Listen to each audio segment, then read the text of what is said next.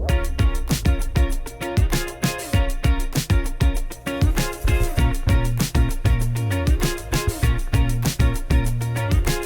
guys, it's Dr. Daniel Sugai, board certified dermatologist in the Seattle area. Welcome to my channel. Thank you guys for watching the videos. Today's video is very special because we're going to be talking about my top 5 products from one of my favorite skincare brands I talk about on the channel, La Roche-Posay. They just had their 50th anniversary in Paris. I was there last week. I gave a talk in front of 800 people, and we're going to talk about the brand. And I know we've been mentioning their skincare products in various ways over the last 5 years on the channel, but today I want to focus on my top 5 products, and I know there's so many good ones of the brand. It was hard to narrow it down. This video is not sponsored by them, by La Roche-Posay, but you guys know I like the brand. I talk about them all the time. It's great because you can find that at your local store, you can find it online. Feels like a higher end brand, but it's pretty affordable. I know skincare is pretty expensive nowadays, but you know, when you are spending like $30 for a serum nowadays, it's not too bad. Cleansers under $20, heck yeah, we love that, right? Especially since the cleansers, like the first one I'm gonna talk about,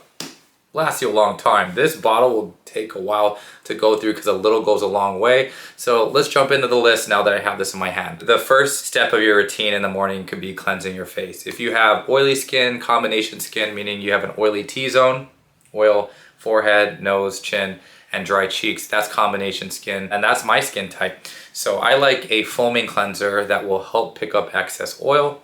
The Purifying foaming cleanser by La Roche-Posay is great, right? They have a hydrating form that is good for dry skin, but the one in the blue bottle is great for combination to oily skin. And for those guys out there, a nice hack is getting it all sudsy, you know, lather it up into a nice foam. So first you're gonna wash your face with warm water in the morning, get your razor and use the foam as a nice shaving gel or like a shaving cream substitute to gently shave, and then use cool water to rinse off. And like I said, this is very affordable. A little goes a long way. It has niacinamide, has ceramide. It's very gentle for sensitive skin. So check this one out. After your cleanse in the morning, you go ahead and put on a hydrating serum, a hyaluronic acid serum specifically. This one is the La Roche-Posay Hyalu B5. One of my favorite all-time products from them. Hyaluronic acid is a nice carbohydrate that will draw on water, plump up the skin. So while your skin's damp, go ahead and apply a few drops of this to your face. And what I love about this is that it is very plumping. One of the easiest ways to hide fine lines and wrinkles is to apply a hyaluronic acid serum followed by a moisturizer to seal that in. And the smell of this, it's just nostalgic. I started using this in 2020. When I had to shut down my clinic, I started up social media. I know it was a scary time, but when I smell the fragrance from this serum, it really does bring me back to taking long walks with my kids when they were out of school and starting up social media and even dancing on camera for TikTok. That was back in the day. I will occasionally dance, but this does take me back. And that's the beauty about skincare. It's a sensorial experience. It feels great. You want products that make you feel more confident, and also you like the texture of it, how it blends into your skin,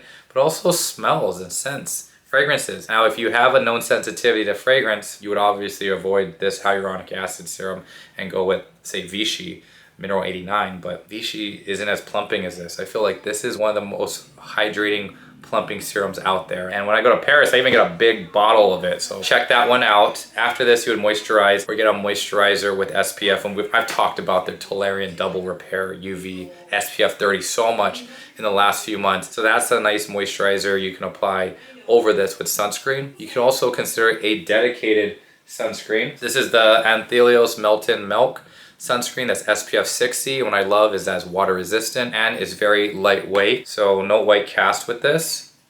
Blends in quickly, right there. Water resistance good because if you're gonna go for a run, work out outside, do some water sports, you wanna use a water resistant sunscreen. And as you can see at the bottom here is 80-minute water resistant grade. So every 80 minutes you should be reapplying your sunscreen when you're outdoors. You can tell this is good for body and face and blends in very well without that white cast. So if you're skin of color and you're struggling with the mineral sunscreens and you're fine with chemical UV filters, like this one chemical UV filters has 4 avobenzone, homosalate, octisalate, octocrylene. Check this one out.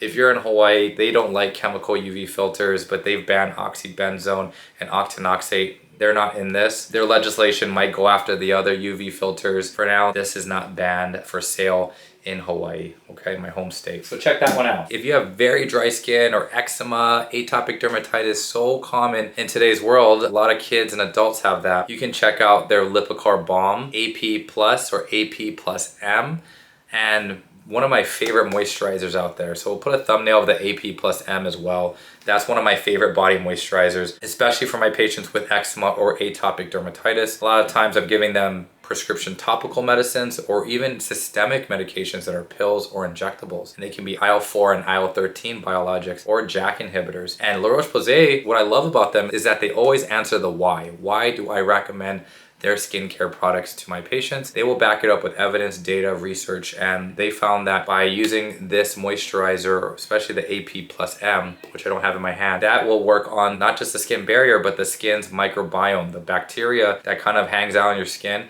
that can be dysregulated with eczema, and so it can help regulate your bacteria on the skin and help with your eczema and even supplement the prescription medications I would give, and it actually is shown to help with itch scores and improve quality of life scores. So check this one out. Apply onto damp skin to lock in that moisture. So when you get out of the shower, within the first couple of minutes, get a moisturizer on your skin. You can use this on your face and your body, and it will trap in that moisture. So we've gone over the cleanser, the hyaluronic acid serum, the sunscreen, and the body moisturizer, Lipikar Balm. I've saved the best for last, the Cicaplast Balm B5. So this is just the most versatile skincare product out there. If you go to Europe, it's BAUME, B-A-U-M-E, but in the US, we have the Balm B5. This is just magic, right? It's dimethicone base, but there's also shea butter, madecassoside, which you guys see the Cica in the name, Cicaplast. It has that tiger grass benefits. Madecassoside is very soothing, anti-inflammatory, really good for irritation on the face. So if I'm having dry, irritated skin from traveling, if I am overdoing my retinoids, like I've tried tazarotene recently, which is a very strong, powerful prescription medication, and it started to irritate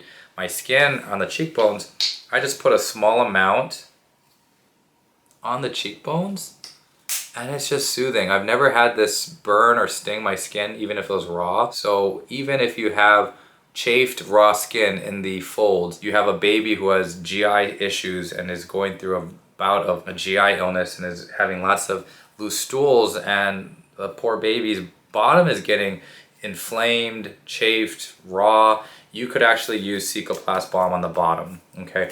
But if there is maybe a yeast component, or if there is something else going on, obviously see your dermatologist to get prescription medications. But this is a great start if it's just getting very irritated and raw from whatever is going on. And for my athletes out there in the groin area, if it's getting chafed from, say, running or cycling long distances, this is a nice rescue balm in that area. Other things you can use it for is if you're having dryness around your nose, your lips. I travel with this and it works well in my little TSA Ziploc bag. Those areas tend to get dry just being on the airplane. So I'll go ahead and put this in those areas to help hydrate, repair the skin barrier while I sleep in the hotel room. When I get back, wake up, skin's much better. If you have a scar, this is a nice scar cream. If you have some little wounds or cuts on the back of your hands, your fingers, you can go ahead and apply this to those areas. Never use Neosporin on cuts because those will cause pretty nasty allergic contact dermatitis. Goat of versatility, and it's up there with Vaseline or Aquaphor, which are very versatile. People are just applying it to their face, kind of like slugging. They're glowing up with just applying this after their retinoid. This is fine to layer with your retinol or your tretinoin and can be just like a normal facial moisturizer that does not clog up your skin. But don't use too much. I'm seeing a lot of those TikToks where they're layering tons and gobs of Cicaplast on their face. You don't need that much. A small amount goes a long way. That's a nice little hack there I left at the end. Hope you guys like this video. Please hit the like button. Please subscribe to the channel. Please share with your friends who are into skincare. And thank you, La Roche-Posay, for having me at your 50th year anniversary, where I give a talk on social media, my journey, how it's supplemented and enhanced my derm practice here in Seattle, and how I'm so grateful for what it's done for me, but also how it's helped so many people, and that there are estimated to have 2 to 3 billion people in the world who are struggling with at least one skin issue, and 70% of them do not have access to a doctor. And so I think it's really important that we have these videos that are credible and that we have doctors out there making good educational videos. A lot of the people out there are online searching for answers, and there's a lot of misinformation out there, as you guys know. So it's good to have a lot of doctors out there who are present on social media. Just being there is important, okay? So thank you guys for watching the video, and I'll see you for the next one. Peace.